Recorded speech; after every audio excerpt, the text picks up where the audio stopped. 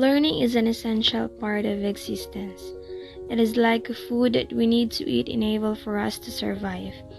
The learnings we acquire nourish our minds and thoughts are so. It is a necessity for both personal and professional career as it makes us capable of understanding and handling things in a better way in life. Learning transforms our lives to be a better person. The importance of learning is that it helps us establish our self-confidence. It gives us courage to do what is the best thing for us. Learning is a continuous process that encourages acquiring competences, knowledge, and skills to develop for our future opportunities. It is a fact of life that learning is a significant influencer, and what we learn decides what we will become in our life later on. The satisfaction is priceless if you shower blood, sweat, and tears in it. Bob Brown quoted, "Behind every successful man there's a lot of unsuccessful years. Those unsuccessful and depressing years will make our success even more gigantic and remarkable." So our theme for today is success story for being a teacher. So our first question is, what is your curriculum today? So I have been teaching for close to 16 years. I was in the private school for 6 years, and then I moved to the public, and I have gained various experiences which have actually taught me as a teacher. Taught me in the sense that I have improved myself professionally and personally, because I consider my students also as the factories for my growth, personal and professional. Thank you, ma'am. So the next question, ma'am, is your educational background. I studied from a Catholic institution, then from St. Paul University, Bulgaria. I spent 4 years, and then I am also studying back again in the same institution for the last years. So the next question, ma'am, is how do you succeed in life? It was actually a blessing for me to be able to study in college, because actually my parents didn't afford carrying. They are farmers, but studying in an institution where I hardly imagined myself to be was really a great blessing. So it all started with my teacher in high school, who really volunteered to really make an inquiry in a certain school, and then she was there with me the entire enrollment period. And when I got the chance to be able to really study, that was the time when I decided that I really have to work hard, because for me at that time, I was only good for a semester, considering the fact that my parents are... I come from a poor family, and I consider my financial status as a factor that will really determine my success in life. After a year, when I tried to avail of the scholarship, not really scholarship, it's what we call as student assistance program. So that is where working students really have to work and then study. So I was able to avail for 1 semester. And after a semester, I got the chance to avail of a certain scholarship program, which was really sponsored by an alumni of the institution, and I was considered to be part of the program, and that really paved me to be able to really finish my 4-year course.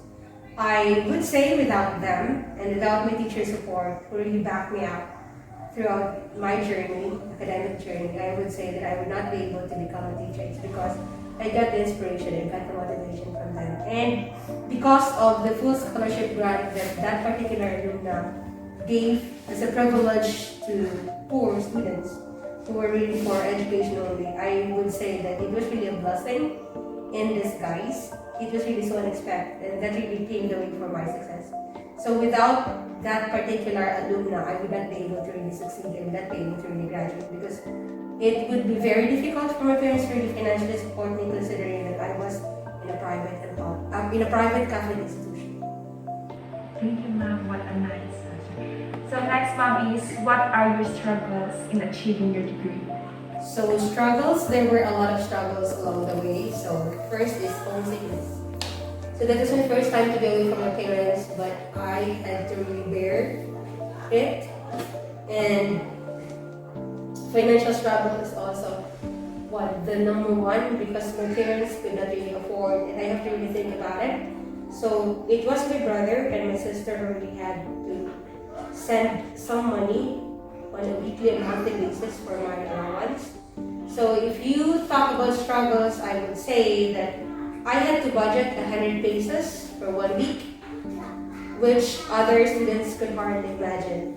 So I went through the pain and struggles of eating like noodles. That one, what do you call that? 1 piece, good for a day. So I have to budget some portion, bit by bit for lunch, breakfast, and so on. So I was a student who would not really go to the school to eat.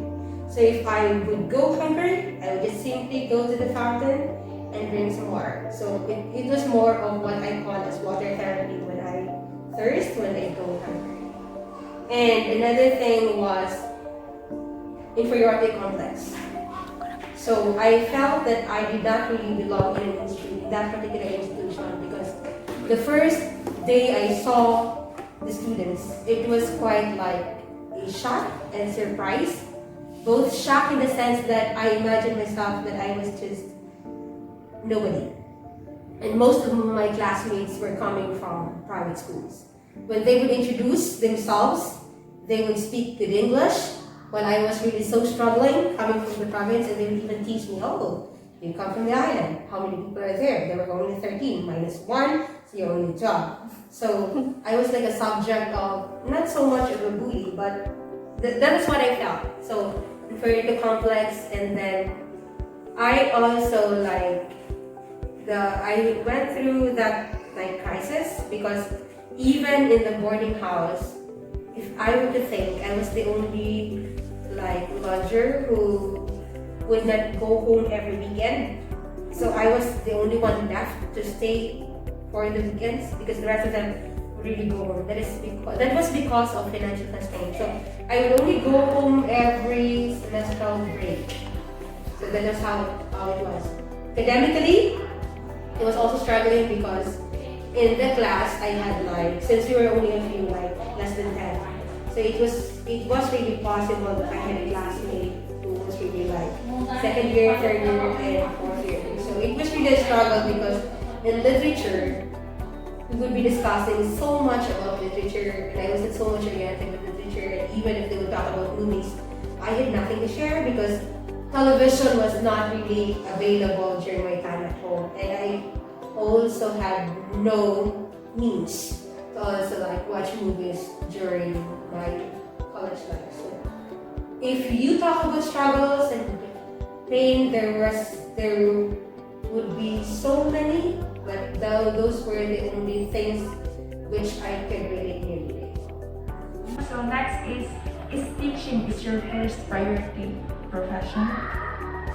Yes, I would say so because when I was a high school student, I was motivated and inspired by an English teacher, and that inspiration grew from the idea that I got the chance to join competitions which brought me to places. So from that time on, I was able to think that if I had to choose this profession, maybe I would be given the same chance of going places. That is how I saw it, but I could not think of any other profession because of one, my height, second, my looks. Because there was an experience that I had when I went to some parts of the city. My attention was drawn to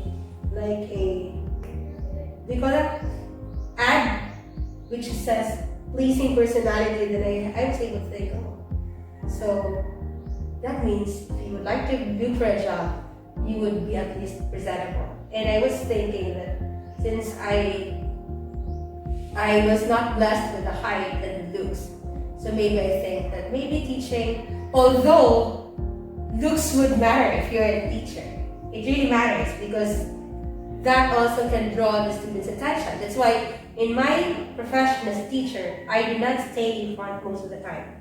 I would just have to kneel around because that is one of the strategies that I would have to learn so that my students would also feel that I am just close to them. And besides that, one of the primary reasons is there are some students who are really taller than me, though they're seated, but I can still feel that they're taller than me. So it would be best that I would stay in at the back, and then I would just have to modulate my voice enough for them to hear. So next, ma'am, is how will you observe efficiency and effectiveness in teaching?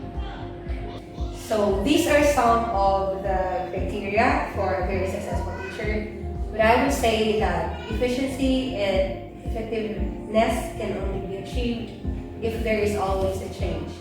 So when I say change, like for example, lesson planning. Lesson planning has been the blueprint of the teacher, the compass of the teacher. So that has been done, or that is going to be done with the teacher every time he or she goes to the classroom. But on my part, I do not have the same lesson plans every year because I believe that every year I have different sets of students, and the students are really diverse and they have their different learning styles, so I have to really change. And that is one, I think it may not be so much effective, but that is how I perceive it to be effective. Because if I would have to use the same lesson plan over and over again, it may not work with this kind of student. So there is also an opportunity for me to really reflect on how the teaching goes and to really reflect on the outcome based on the different pieces, assessments that we get. So effectiveness and efficiency can be achieved when teachers also take time to reflect at the end of the day as to how teaching goes, what should be done in a more efficient way, because sometimes we're actually interrupted with a lot of paperwork, and that is also one thing that we also have to do without a choice. So ma'am, the next question is a little personal. So what are your dreams in the next 5 years? That is a very wonderful question which makes me reflect, think about it. I want to still see myself as a teacher, but an improved and more reflective teacher. I would say improved and more reflective because I consider the fact that there is so much for me to learn about in my profession. And professionally, I still need to grow. Because growth would mean changing my mindset. Because sometimes I can't help but have negative thoughts. I have to change my mindset. It won't happen overnight. It's a longer process, but I'm still trying to work it out. And I would like to also expose myself to some community involvement. It is because I have gotten the inspiration and the motivation to somehow give back to the community in a different way besides teaching. It is the motivation that I got from my friends who were with me for 2 years, which also inspired me. So I would like to venture into something like environmental. Though I am not a science teacher, I need to learn more about science and everything, but I would just like to do a little for the community. Maybe just picking up the trash, trying to raise awareness would somehow help. That's what I would like to do. And I focus on the thinking. Think. Do you, except that, ma'am, do you dream to become more like principal or develop your Promotion, that is something that I do not see myself. But I would just like to study because I would like to improve my teaching profession. I would like to improve my teaching and learning process. I would like to improve the classroom environment, and I would like to improve the way I handle classes, because as of now, it really requires so much of the teacher, because differentiated instruction is all strongly encouraged, which I need to learn about, considering that my students really are diverse. So there are students who really have different multiple intelligences, and you also need to really learn and learn at the same time, improve on that aspect so that there will be a more effective teaching learning process. Thank you, ma'am. Lastly, ma'am, is what investment do you have as a teacher? Time. Time and dedication plus commitment. These are the most essential ones which I consider to be the priority. Commitment is something that has to do with how willing are you to really risk all your resources. It may be material or immaterial for the sake of the teaching profession. And dedication would mean like anytime when your duty calls for it, you're willing, and time. So like, if you devote your time to your profession, you're just like, you're trying to also fulfill your goal, being a teacher at the same time. That's also like the master's parent needs when we're in, you would like to fully achieve whatever you want to. And to your mom, thank you for sharing your thoughts. You're welcome. It's a Thank you, pleasure. mom. At some point of our lives, we seek for recognition, crave for glory, and desire to be known for something that we are good at. Every one of us has a dream that needs to be fulfilled. The fulfillment of dream is not going to be a walk by the park. We can never reach the peak of our success without exerting a lot of effort and sufferings.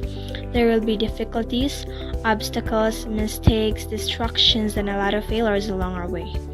The satisfaction is priceless if you shower blood, sweat, and tears in it. Bob Brown quoted, "Behind every successful man there's a lot of unsuccessful years. Those unsuccessful and depressing years will make our success even more gigantic and remarkable. Furthermore, victory and triumph would not be so great without struggles. As what Robert Kiyosaki said, if you fail, learn. If you succeed, relish your success. You can only know the sweet taste of victory after